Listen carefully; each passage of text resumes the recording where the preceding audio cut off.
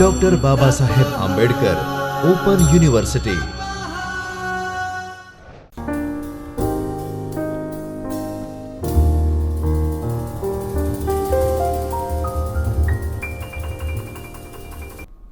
Hello everyone, I am Dr. Himanshu Patel and I am working as an assistant professor in School of Computer Science of Dr. Baba Saheb Ambedkar Open University, Ahmedabad, and I am your instructor for this session. In today's session, we will learn how to create new Android project, explore the project structure and layout, creating Android virtual device, running app on newly created emulator, and run your app on real device. And finally, we will see how to troubleshoot any problem if you faced during this phase. After studying this module, learner should be able to create project in Android Studio, how to create an emulated Android device or Android virtual device, how to run app on the emulator, and how to run app on your own physical device if you have one. You will know the structure of Android project and you can list the various types of Android project files. You will understand the anatomy of an Android application. So, the first step is to create new project.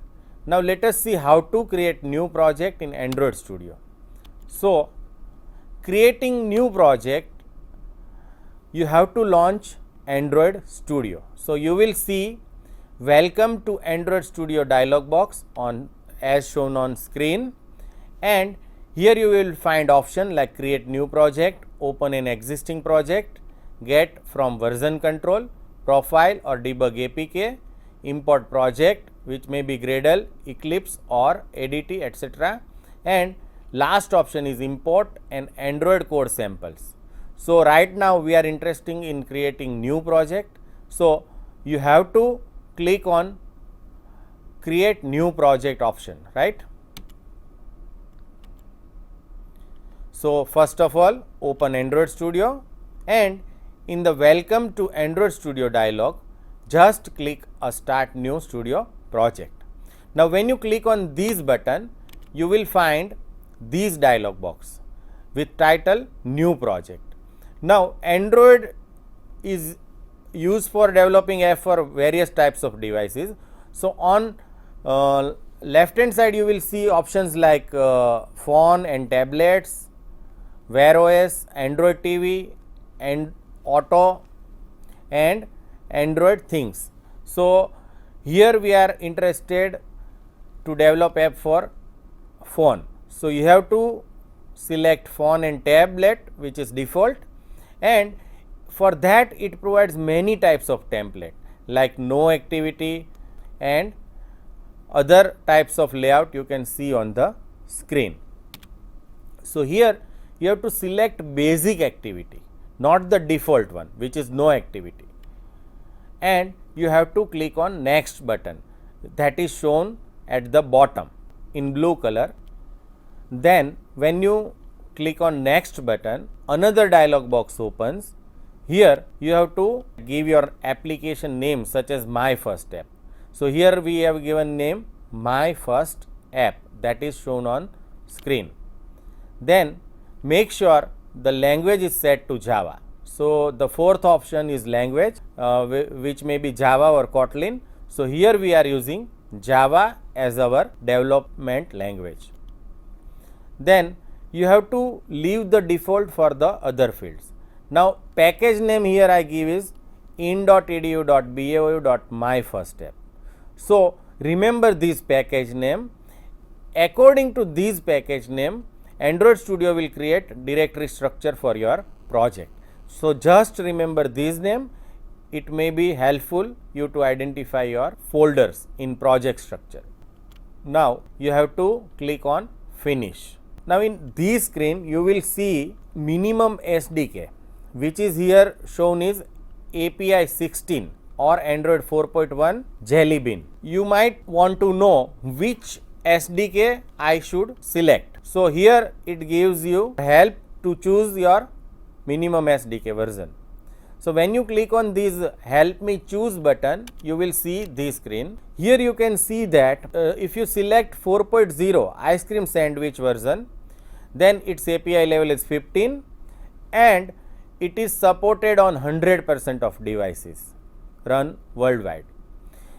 We have selected 4.1 which is Jelly Bean and API level is 16. So your app is going to be run on 99.8% of the device. Similarly, if you select Android 10 which is API level 29, then your app might only run on 8.2% of the device. So if you select minimum SDK version, it is probable that your app run on all the devices, and if you choose the latest version, there is a less possibility to run your app on all the devices. Since they are newer version, old version phone may not support your app. So be careful in selecting minimum SDK. Here we have selected Jelly Bean with API level 16. Our app run on 99.8% of the devices. When you finish, this dialog box may appear, and depending on the components required, Android Studio may install that components. So you will see that installing requested components. So based on your selection, if it is not already there on your system, Android Studio may install some of the components, and for that you require internet connection. Now you have to click on finish button. So after these steps, Android Studio creates folder for your Android Studio project called My First App.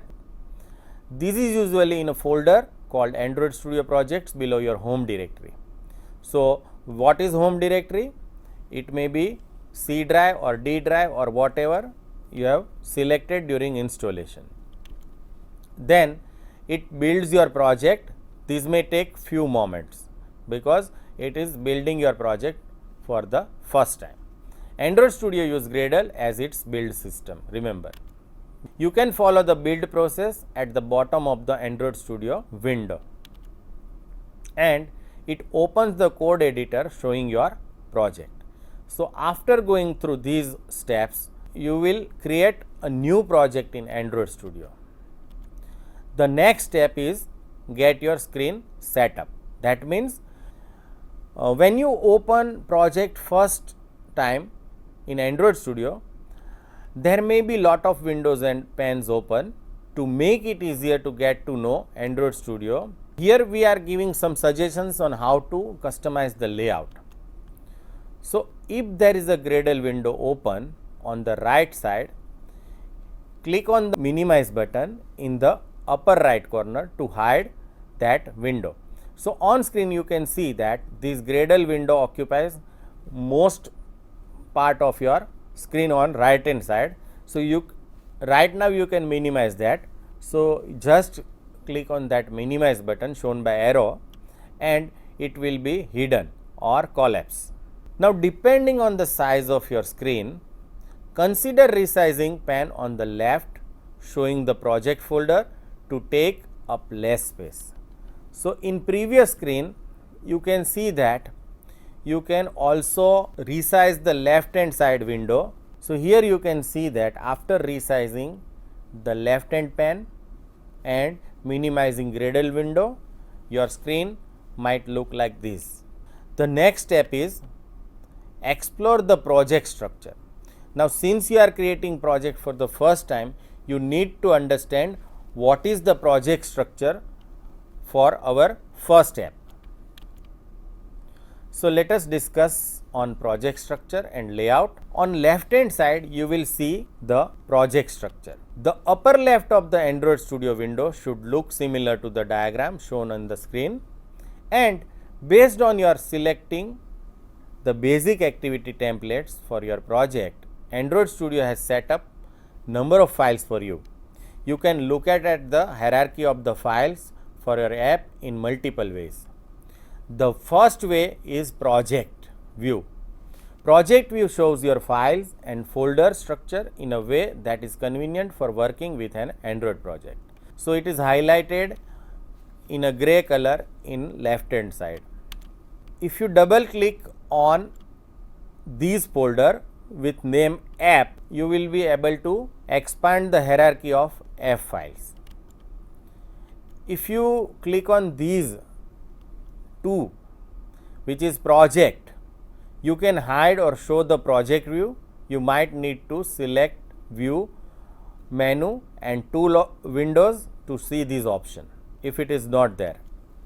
And if you want to see the current project view, you have to click on this Android button, and it is available from project, and then you have to select Android. In the project Android view, you see the 4 top level directories for your below your app folder. The first is manifest file that you can see on the screen, another is Java, third one is Java generated, and last is resource. Now, you might not be able to see this Java generated right now because you have not built your project yet. So, you may not see the Java generated right away since you have opened your app for the first time. Now, let us discuss these 4 folders one by one. So, first folder is manifest and Java folder. Now, if you expand the manifest folder, then this folder contains Android manifest.xml file, and this file describes all the components of your Android app and is ready by Android runtime system when your app is executed. Another is the Java folder that you can see on the screen. All your language files are organized here. The Java folder contains 3 subfolders. First is a in.edu.bow.myfirstapp. That was the package name for our first app. So, this folder contains the Java source code files for your app that you can see on the screen below Java. Another is in.edu.bou.myfirstapp, but in bracket you will see Android test. So, this folder is where you put your instrumented test, which are tests that run on Android device, and it start out with a skeleton test file. The third folder is in.edu.bow.myfirstapp into bracket test. This folder is where you would put your unit test. Unit test don't need an Android device to run. It start out with skeleton unit test file. So, this is about manifest folder and Java folder. The third folder is resource folder. If you expand the resource folder, then the folder contains all the resources for your app. It includes images, layout files, strings, icons and styling. It includes these subfolders. First is drawable. Drawable folder contains all your app's images, and next folder is layout folder. Layout folder contains the user interface layout files for your activities.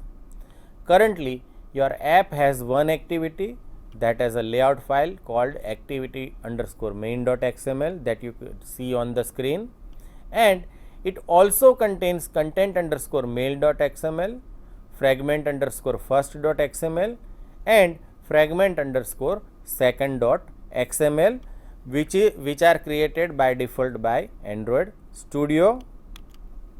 And third folder is menu folder. Menu folder contains XML file describing any menus in your app, and the fourth folder is MIP map. This folder contains the launcher icon for your app. So, I hope you understand this resource folder. We will learn resource in great detail in later sections, but right now you might understand what all this folder contains. And next is navigation. Navigation folder contains the navigation graph which tells the Android Studio how to navigate between different parts of your application. So, this is all about resource folder. The values folder contains resources such as string and colors used in your app. So, we have understand project structure and layout. The next step is to create virtual device or emulator. So, how to do that? To create a virtual device or emulator, you have to use Android Virtual Device or AVD Manager. In Android Studio, you have to go to Tools menu and then you have to click on AVD Manager option, or you can click the AVD Manager icon in the toolbar itself. When you click on this AVD Manager, you will see this screen, right? In this dialog box, you have to click on Create Virtual Device. So, when you click on this button, you will see another dialog box which is Virtual Device Configuration. Now, remember, we have already know what is AVD is. AVD is a device which simulates your physical device. Like your physical device contains storage area, screen resolution, everything. Similarly, you have to specify all these things for your emulator or virtual device. So, you have to set virtual device configuration. So, you have to choose device definition such as Pixel 2 and then you have to click on next. Now, all these are predefined configuration. So, here Pixel 2 is a configuration which represents physical Pixel 2 phone. So, here we are selecting default value and you have to click on next button shown at the bottom. So, now we are going to create virtual device which represents our Pixel 2 phone. Next option is to create system image or select system image. In the system image dialog, from the recommended tab, choose the latest release. Now, latest release is 9, 10, 11 and 12. So, here I have selected Q version of Android. If download link is visible next to latest release that you can see besides other releases, it is not installed yet and you need to download it first. If necessary, click the link to start the download and click next when it is done. Now, these may take while depending on your connection speed. So, if you want to use Q and if it is not installed on your system, you must download that image first, then you can use it. So, after selecting or if required downloading, you can click on next button shown at the bottom in blue color. Now, note that system images can take up large amount of disk space. So, just download what you need. You need not to download all the system image. You can download any of these and you can still run your app on that device, because every device has a backward compatibility. Although our minimum SDK version is Jelly Bean, it is supported by latest version. So, you can have any one of the latest version as a emulator configuration. You have to give name to your AVD and then you have to click on finish. So, after this we will create one AVD which represent physical phone Pixel 2. So, here I am clicking on finish and it will create AVD for me that I can show in Android Virtual Device Manager screen. The AVD Manager now shows the virtual device you added, and if the virtual device AVD Manager window is still open, you can close that window. So, here you can see on the screen, after clicking on finish, the Android Studio has created this Android virtual device called Pixel 2. Now, you can close this window and our project is created, our emulator is created. We have also understand project structure. Now, we can run our application. So, step 5 is to run your app on your new emulator. Now, remember, we have not write down single line of code for our first application, but still you can run whatever is provided by Android Studio for that particular app. To run your app on newly created emulator, from run menu either you can select run app or you can click the run icon in the toolbar. That icon is shown on the screen. The icon will change when your app is already running to this new icon. Now, if you get dialog box starting, instant run requires that the platform corresponding to your target device is installed. Go ahead and click install and continue. So, on screen you can see that Pixel 2 with API 29 is created for us. So, when you run on these, it will run that app on this device. In run, you have to select device under available devices, select the virtual devices that you have just configured. These menu also appear in the toolbar that you can see on the screen. When you run your app for the first time, that build system shows messages that might appear briefly in the status bar. Now, what are those messages? So, first message is Gradle build running. Another message that might shown in the status bar is waiting for target device to come online. Then we can show message installing APK, and finally you will see message launching activity, and you can see how it will look like in the status bar on screen. Now, once your app builds and the emulator is ready, Android Studio uploads the app to the emulator and run it. You should see your app in the next screenshot.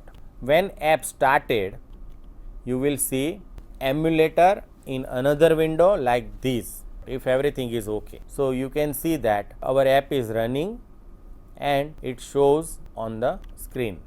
When you click on next button in emulator, it will open another screen which shows title second fragment, and when you click on previous button, it will move to first fragment. So, you can switch between these two fragments by clicking next and previous button. So, this is the functionality of our newly created app, which is by default provided by Android Studio. We have not write down logic or code for these app. It is by default provided by Android Studio. Remember. So, you can see the started app on your emulator, and the next step is to run these app on real device. So, you might want to run your app on device. So, what you have to do for that? So, in order to run your app on a device, you have to do some steps. To let Android Studio communicate with your device, you must turn on USB debugging on your Android device. Otherwise, you are not able to install your app on your physical device. So, on Android 4.2 or higher, the developer option screen is hidden by default. To show developer options and enable USB debugging, first on your device, open settings, and in about phone option, you have to tap build number 7 times. Remember, then return to the previous screen, which is settings. Developer options appear at the bottom of the list, and inside that you have to enable USB debugging. So, when you do these on real phone, you are able to install these app on actual device. Now, you can connect your device and run the app from Android Studio. So, for that you have to connect your phone via USB cable to your desktop, laptop, or whatever system in which you have installed Android Studio, right? So, first connect your device to development machine with USB cable. On the device, you might need to agree to allow USB debugging from your development device. Second, in Android Studio, click Run button. In the toolbar, at the top of the windows. We have already done that, and the select deployment target dialog open with the list of available emulators and connected devices. So from these list you have to select your device and then click OK. Now Android Studio installs the app on your device and run it. So you can see same app installed on your actual device. During these entire 5 to 6 steps you might face difficulty. So here are some troubleshooting tips that you might use in order to troubleshoot if required. So if you are stuck, quit Android Studio and restart it. This is our first course of action. If Android Studio does not recognize your device, you have to try the following. First, disconnect your device from your development machine and reconnect it, right? Second, you have to restart Android Studio, and if your computer still does not find the device or declares it unauthorized, you have to follow some steps. First, disconnect the device. Second, on the device you have to open setting, developer options. Third, tap revoke USB debugging authorization and reconnect the device to your computer, and when prompted grant authorization. So if you are still having trouble, check that you installed the appropriate USB driver for your device. So friends, in this session we have learned how to create new project in Android Studio, how to create new emulator or virtual device, how to run your app on newly created virtual device, how to run your app on physical device, and we have get detailed understanding of Android project structure and layout. I hope you enjoy this session. Thank you and happy learning. स्वाध्यायः परः